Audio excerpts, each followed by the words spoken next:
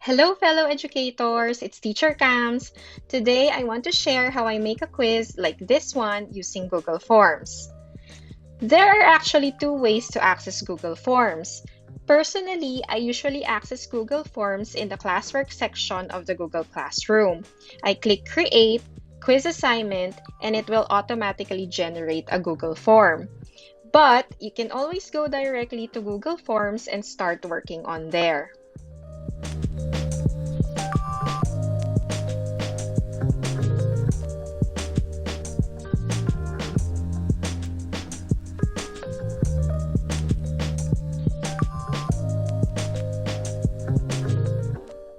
Before we start creating questions, I'd like to direct you to the Customize Theme settings by clicking this color palette icon.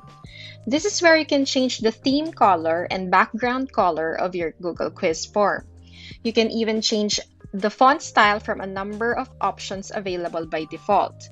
You can also choose from a number of default header pictures or upload your own quiz header picture if that's what you prefer. It's just to add a little visual interest to our quiz.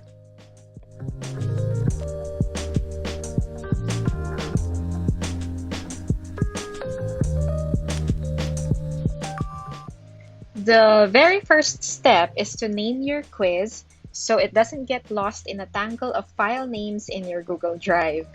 There are several options for us here. I will discuss each one as we go further.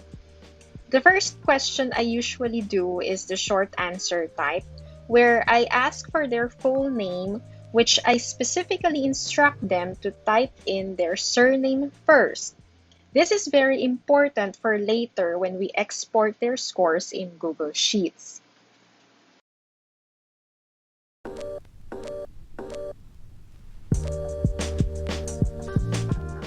To create a multiple choice type of question, select that on the drop-down menu, type in your question as well as the choices. Click the answer key to set the correct answer and assign the number of points for this question. You can use the arrow keys to go up or down, or just type in the number as you wish. Then I'll toggle on required so they can't submit the form unless all of my required questions have been answered. This option ensures that no item is skipped or missed by my students. To make my workflow easier, because to be honest, who doesn't want that? I'll duplicate the first question I made and finish all the multiple choice questions first before I shift to a different type of question.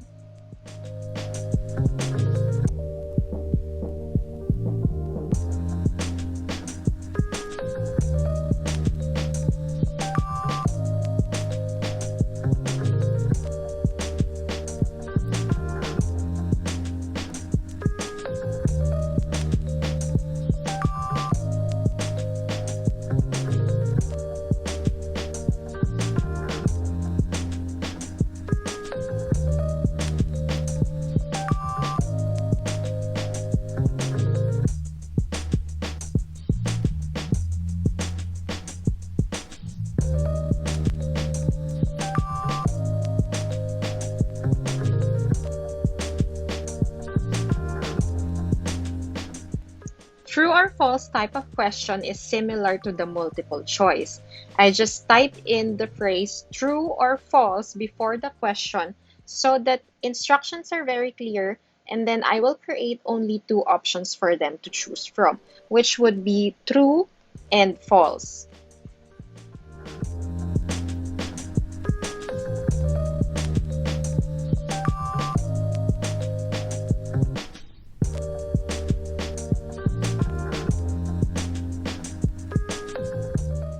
You can also choose to let them answer in short phrases. Just make sure to include all possible key answers to your list of correct answers. You can also add your personal feedback, and this will show after they've submitted the form and review their score.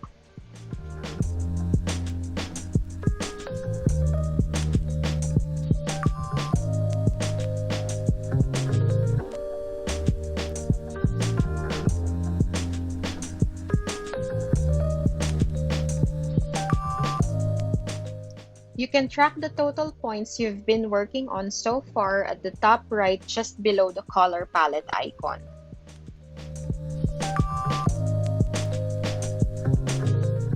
You can also add an image or picture to your question by clicking on this icon. Then upload the image from your computer folder, or you can even drag and drop it into the Upload tab.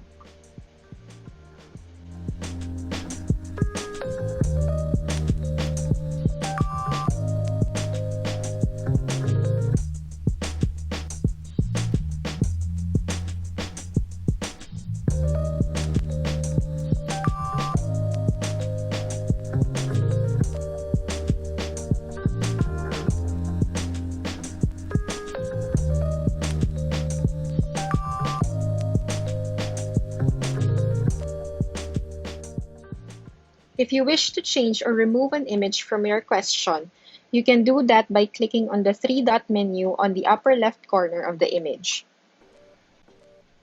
Sometimes Google Forms even suggest answers to your question. It's up to you if you want to use that suggestion or not. In this case, since I needed an answer in Celsius, I'll just go ahead and edit the Fahrenheit and change it to Celsius. If you want to select all that apply type of question, in the drop-down menu, choose checkboxes and it will create square boxes for the options instead of circles. They can tick the boxes of their answers and select as many options as they deem necessary. Just make sure your students know how to answer these types of questions before you use them in your quiz.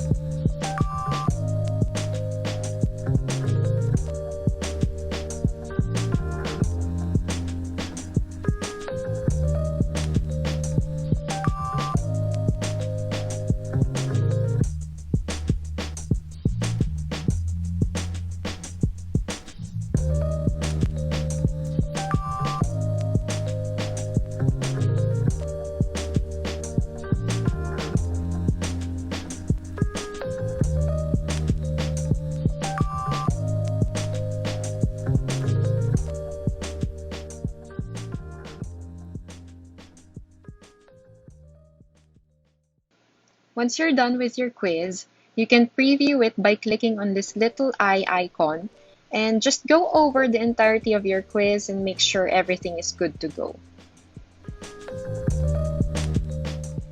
For the important settings, go over to the gear icon and it will take you to a window with three important tabs: the general, the presentation, and the quizzes. On the General tab, I usually just tick the Limit to One response.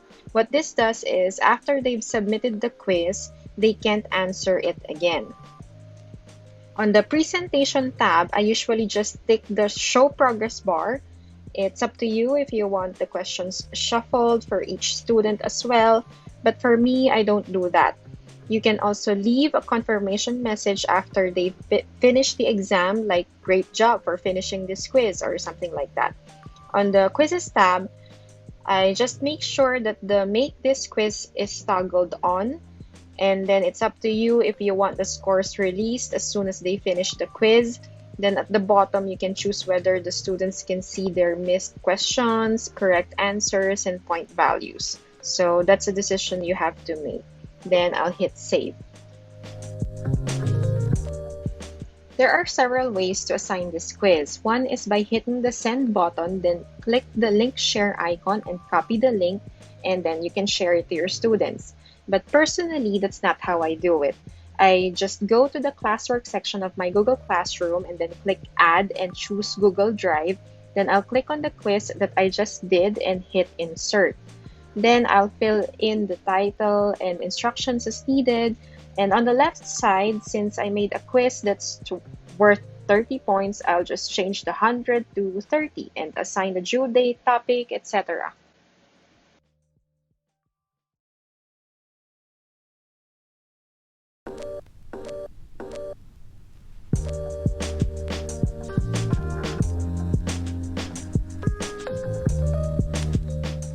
Personally, I take the quiz myself. I had to blur the answers because this is a future quiz for my actual class.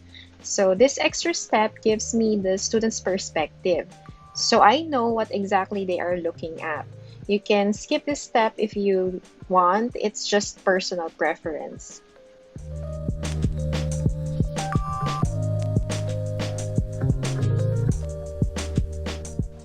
For the results, go to your Google Drive, click on the Google Form quiz, and once your students are finished responding, you will see that a Responses tab will appear beside the Questions tab. Click on that and this will show you the insights and analytics of your quiz. You can also view individual responses and questions. To make things easier, on the top right corner, you will see a green icon that will generate a Google Sheets file where all the response summary is compiled in one window. Earlier, I said that the surname first will be important later on.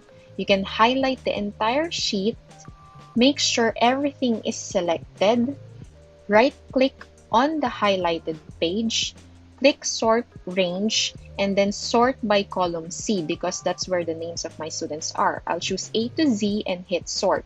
You can see that it sorts itself alphabetically for easy recording of grades. Nifty, right?